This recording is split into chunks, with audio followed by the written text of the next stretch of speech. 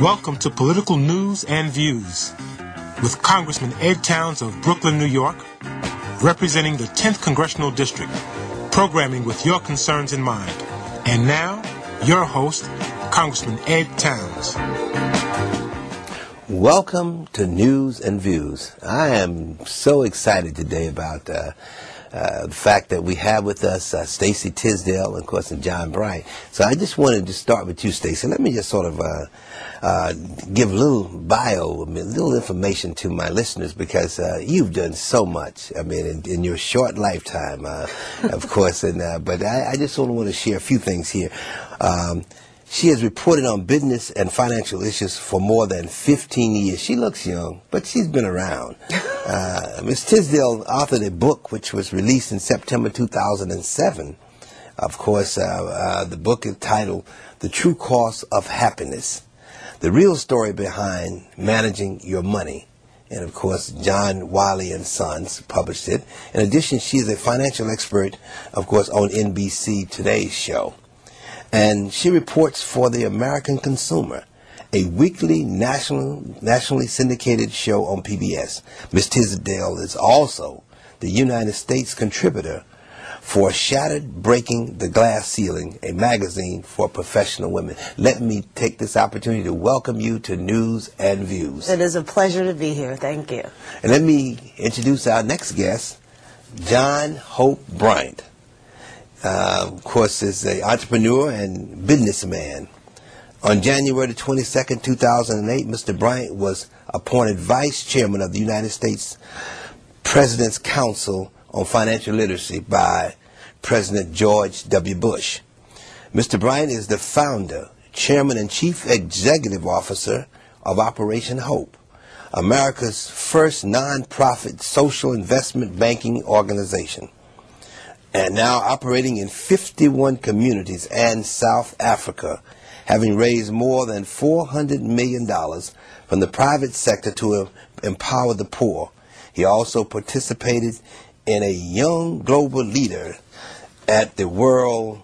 I tell you, I've just so much here, but I got to read some more. I got to go on through Economic Forum in Switzerland. And Oprah Winfrey gave him her Use Your Life Award, proving that eradicating poverty is nonpartisan. John is also partnered with the former President Bill Clinton and his foundation around financial literacy and economic empowerment. Welcome, Stacy. Welcome, John, to News and Views. Let me begin with this question, John. The subprime mortgage crisis really highlighted the financial literacy crisis in this country. What are some of the lessons that we learn, and what can we do to fix the mess that we're in? And we're in a mess. Oh, we're in a mess. This is probably the most significant problem in, well, I'll say respectfully, your and my lifetime, cross-generational, probably our parents' lifetime, going back to the Great Depression as far as its severity. And this is a middle-class crisis. The perception is, when you hear subprime mortgage, that it's a poor people's crisis. But you have middle-class people who look like us, who have the same economic profile, who ask what was the payment and not what was the interest rate. And you never ask what the payment is when there's an interest rate attached. So this is massive levels of financial illiteracy. Yes, there were fraud. Yes, there's misrepresentation. Yeah, there was greed and lender incompetence in some cases. But people who would have been victimized were also made victims because, or larger targets because they didn't know better, and so they couldn't do better. So there's massive levels of financial illiteracy. I was joking with a friend the other day who happened to be a woman, and I said, you've never called your girlfriend and said, my credit score is 500, what's yours? People are ashamed to admit they don't understand money. And so you combine financial literacy with these overly sophisticated, inappropriate, and sometimes inappropriate financial products, and you've got an economic tsunami. There's nothing wrong with responsible subprime lending. But this is just completely, what's going on now is something other than responsible subprime lending. Well, let me ask you this. The people who have problems now are not coming forward. I mean, they're not coming forth because, I don't know whether they're embarrassed. It's a shame. Oh, that's what it is? It's a shame. The number, The great taboo in this country used to be sex and money. Well, now sex is off the hook. I mean, you got a TV series called Sex and the City, for God's sakes. A movie, actually, now by the same name. But money is the thing everybody wants and nobody understands. The number one cause of divorce in America is money. Number one reason that black and brown kids drop out of college is not academics, it's money. Number one reason for low morale in an employment situation is financially related. Number one groups of bankruptcy filers are senior citizens in America is aging. Number two group of bankruptcy filers are youth between 18 and 24, college students. So, and Stacy's book speaks to this psychology of poverty. That I keep saying that there's a difference between being broke and being poor. That being broke is economic, but being poor is a disabling frame of mind and a depressed condition of your spirit, and you must vow never to be poor again. So people need to understand there's no shame in having problems. There's only shame in not doing something about it. We have a crisis hotline at Operation Hope, a mortgage crisis hotline, and we've taken 25,000 calls just in Los Angeles, and we've helped to restructure a lot of those mortgages, but you got to pick up the phone and call. There's nothing wrong with having problems. Right. Stacy, you indicate in your book that our dialogue about money and, of course, must change. I mean, what do you really mean by that? What I saw, I've been a financial journalist for some of the greatest news organizations in the world for more than 15 years. Wall Street Journal, CBS, CNN.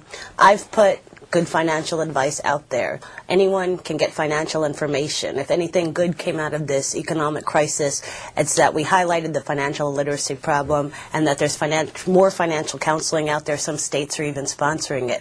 But what I got to see by my work, you know, interviewing from presidents to people in Africa barely making ends meet, is our relationship with money. And what I always found interesting, when I worked on Wall Street, I worked with a lot of people who would say things like, if I had more money, I could do the things I want. If I had more money, I could be a better parent. If I had more money, I could be a better person. These people made millions of dollars a year. I go to CBS, I move into financial journalism, I start examining people from all different walks of life. They're saying the exact same things. If I had more money, I could do the things I want. If I had more money, I could be happy. So this made me very curious, because clearly more money was not the answer that everyone thought that it would be. And at the same time, I was experiencing a lot of frustration in my reporting, because in one sentence, one story I'd be giving, here's the 5 easy steps to get out of credit card debt. And the next story, the average American family has record credit card debt. So clearly the answer wasn't in the numbers. And that's what made me set out on this research project, to find out what's really at work and our choices about making and spending money.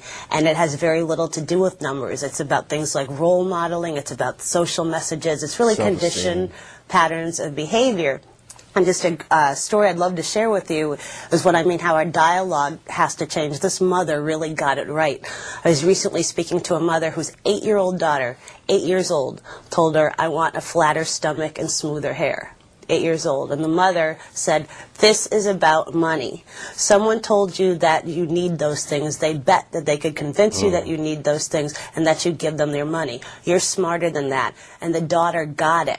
What I want to see is, it's great that kids are learning what a stock is and what a bond is, but just like we had that Just Say No to Drugs campaign, we have to teach our kids to just say no to these influences so that they can create a set of financial values. Right. At what age should we start this?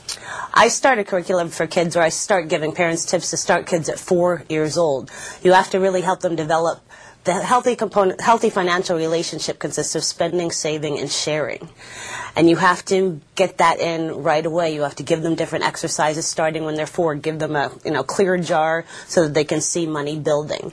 Teach them that they have to give some back. There's a whole set of curriculums, whole different set of exercises in my book, but it has to start that early. But what parents have to realize is that it has to be constant.